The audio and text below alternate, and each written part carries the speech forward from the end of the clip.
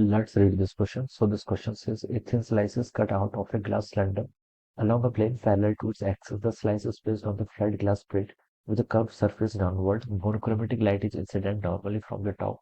The observed interference fringes from this combination do not follow one of the following statement. Okay, कौन सा statement wrong है basically बताना है, ठीक है।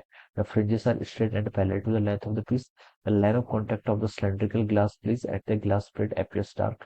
The fringes spacing increases as you go outward. The fringes are formed due to the interference of light wave reflected from the curved surface of the cylindrical piece and the top surface of the glass plate. Alright, तो देखिए इस question को start करते हैं।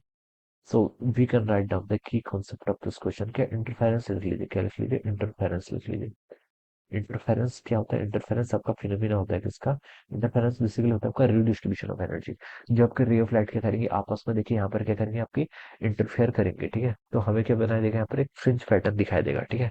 Situation देखिए इस तरीके से है। थिन स्लाइस ग्लास सिलेंड्रिकल, कोई आपके पास ग्लास सिलेंड्रिकल इस तरीके से आपका पास एक सिलेंडर मान लीजिए, ठीक है। ग्लास सिलेंडर है, ठीक है।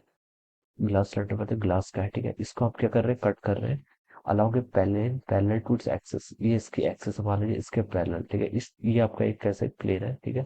पैरेलल प्लेन, इसके अबाउट कर रहे हैं, हम इसको कट कर रहे हैं। तो देखिए आप इसके अबाउट क्या करेंगे, इसको कट करेंगे तो इस तरीके से आपकी ज्योमेट्री बचेगी। इतना बचेगा कुछ आपका, ठीक है। Cylinder parallel to plane cut करेंगे तो इस तरीके से आपका क्या बचेगा, एक सिलेंडर बच जाएगा। ऑलराइट, इस तरीके से, ठीक है। ये इस तरीके से।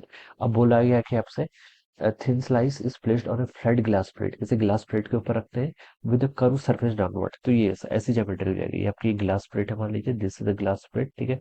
इसके ऊपर आपने क्या रख दिया, इसको विद अ कर्व सरफेस बोला गया, with a curve surface downward, curve surface इसका डाउनवर्ड, यानी कि इस तरीके से।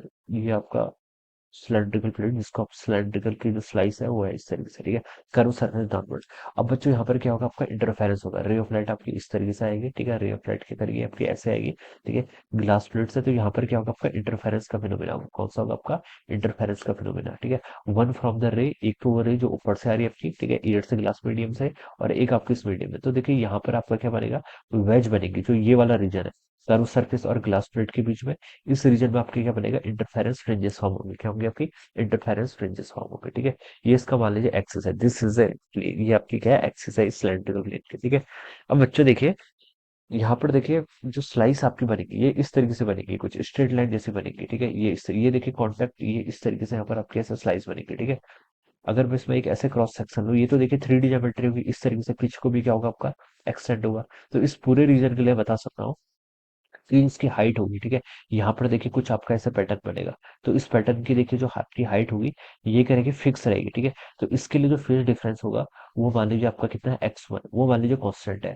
सिमिलरली मैं एक ऐसा यहाँ पर रीजन ले सकता हूँ, इसके पीछे देखिए ऐसे 3D ज्योमेट्री होगी। तो इस पूरे रीजन के लिए जो मैंने यहाँ पर दूसरी स्लाइस एज्यूम कर रखी है, इस पूरे रीजन के लिए फेज डिफरेंस क्या होगा, कुछ कांस्टेंट वैल्यू होगी, मान लीजिए कितनी है, x2 के इक्वल है, ठीक है। यहाँ पे चलिए आप ऐसे लिख लीजिए, थिकनेस में कंसेक्यूटिव लिख लीजिए। तो इसकी थिकनेस आपकी कितनी है, tn बोल देता हूँ। इसके नेक्स्ट वाले की थिकनेस आपकी tn+1 के इक्वल है। ये मैंने क्या मान लिया, इसकी थिकनेस मान ली, ठीक है। तो देखिए बच्चों जो आपने यहाँ पर ये सरफेस बनना है, ठीक है, locus of all the points जो आपने यहाँ पर बनना है, इन सारे पॉइंट्स को अगर मैं कनेक्ट करूंगा तो एक स्ट्रेट लाइन बनना है। तो इतना तो कंफर्म है कि आपकी क्या बनेगी, स्ट्रेट लाइन फ्रिंजेस बनेगी। जो आपकी फ्रिंजेस बनेगी वो क्या बनेगी, स्ट्रेट लाइन, जो क्या होगी इसकी लेंथ के क्या होगी, आपकी पैरेलल होगी, ठीक है। तो इतना तो आपको क्या हो गया, यहाँ से कंफर्म हो गया। अब बच्चों देखिए इस पर जो आपका पैटर्न बनेगा, स्ट्रेट लाइन बनेगी। तो देखिए ए ऑप्शन तो आपका बिल्कुल रॉन्ग हो नहीं सकता है, ठीक है। अब हम देखिए यहाँ पर से देखिए फ्रिंजेस इस तरीके से कुछ बनेंगे, ठीक है। इस क्रॉस सेक्शन को देखिए मैं अलग से ड्रॉ कर लेता हूँ। इस तरीके से आपका ये रीजन है कुछ, ठीक है। This region is like this, alright. यहाँ पर मैंने एक एंगल बना दिया, let this angle is theta. ये एंगल कितना है, थीटा है, ठीक है। और इसकी जो विड्थ होगी मान लीजिए वो कितनी है, डब्ल्यू के इक्वल है। W is a width, W क्या है इसकी यहाँ पर विड्थ है, ठीक है। अब देखिए दो कंसेक्यूटिव के बीच में एक आपकी मान लीजिए ये आपकी एक स्लाइस है, ये आपका एक फ्रिंज है, इसके बाद ये आपकी एक अगली फ्रिंज है, ठीक है। इनके बीच में अगर बच्चों मुझे एंगल निकालना है, ठीक है, तो मैं ऐसे थीटा को कैसे डिफाइन कर सकता हूँ, थीटा हो जाएगा डिफरेंस बिटवीन इनके बीच का जो डिफरेंस है tn+1 minus tn divided by W के इक्वल। ये मैं यहाँ से लिख सकता हूँ, ठीक है। दिस आई कैन राइट, ठीक है। और यहाँ पर से जो आपका tn होता है, tn देखिए किसके इक्वल होता है, मतलब जो आपकी थिकनेस होती है बेसिकली, ठीक है। थिकनेस में लिख सकता हूँ यहाँ पर से आपका tn+1, ठीक है, माइनस tn, ये किसके इक्वल होता है? Lambda equal to nu t के इक्वल होता था, sorry lambda equal to 2 nu t के इक्वल होता है, ठीक है। तो लैम्डा डिवाइडेड बाय कितना हो जाएगा आपका 2 न्यू। ये टर्म क्या रहेगी आपकी? कांस्टेंट रहेगी, this all term will be constant, ठीक है। दिस इज द कंडीशन, ये आपकी क्या होती है? कंडीशन होती है। लैम्डा इक्वल टू कितना होता है आपका? 2 न्यू टी के इक्वल होता है, ठीक है। ये कंडीशन आपकी यहाँ पर ऐसे रहेगी। अब बच्चों देखिए, इसमें मैं क्या बता सकता हूँ, जैसे जैसे आप अवे जाएंगे, ठीक है, जैसे जैसे आपका जाएंगे यहाँ से दूर जाएंगे, ठीक है, तो वैसे वैसे आपका थीटा इंक्रीज होगा। क्या होगा आपका? थीटा इंक्रीज होगा। तो थीटा इंक्रीज होगा तो डब्ल्यू पे क्या इफेक्ट पड़ेगा, ठीक है। यहाँ से आप इस फॉर्मूले को ऐसे भी लिख सकते हैं, डिवाइडेड बाय थीटा।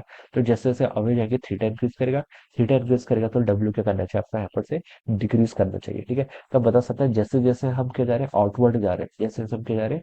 आउटवर्ड, यानी कि बाहर की तरफ जा रहे हैं, इस सरफेस से बाहर की तरफ जा रहे हैं, तो वैसे वैसे आपका क्या कर रहा है? थीटा इंक्रीज कर रहा है, ठीक है। मतलब डब्ल्यू क्या करेगी आपकी? विड्थ क्या करेगी आपकी? अगर मैं किसी दो पर्टिकुलर फ्रिंजेस की बात करूं, तो उसके लिए मैं बता सकता हूँ कि जो आपका डब्ल्यू क्या करेगा आपकी? विड्थ क्या करेगी? डिक्रीज करेगी। लेकिन यहाँ पर लिखा है जो fringe spacing increases as you move outward, तो ये वाला स्टेटमेंट आपका इनकरेक्ट हो जाएगा। और क्वेश्चन हमसे वही बोला कि which do not follow one of the following statement, तो सी वाला स्टेटमेंट इसका राइट होना चाहिए। बी पे लिखा है the line of contact of the cylindrical glass pieces and the glass plate appears dark, this is also incorrect, ये भी आपका रॉन्ग है, ठीक है। वो तो आपके इंटरफेरेंस की कंडीशन पर डिपेंड करेगा। डी पे लिखा है the fringes are the fringes are formed due to the interference of the light, ठीक है, reflected from the curved surface of the cylindrical pieces and top surface of the glass plate. The fringes are formed due to the interference, ये तो बिल्कुल आपका true statement है, ठीक है। तो ये स्टेटमेंट ही आपका ट्रू है, तो ये भी आपका रॉन्ग हो जाएगा, क्योंकि हमसे रॉन्ग स्टेटमेंट पूछ रखा है, ठीक है। तो मुझे सी ऑप्शन इसका करेक्ट आंसर होना चाहिए। कौन सा? C option. So we can write down option C would be the right answer of this question. So I hope you all understood this concept. All the best and thank you so much.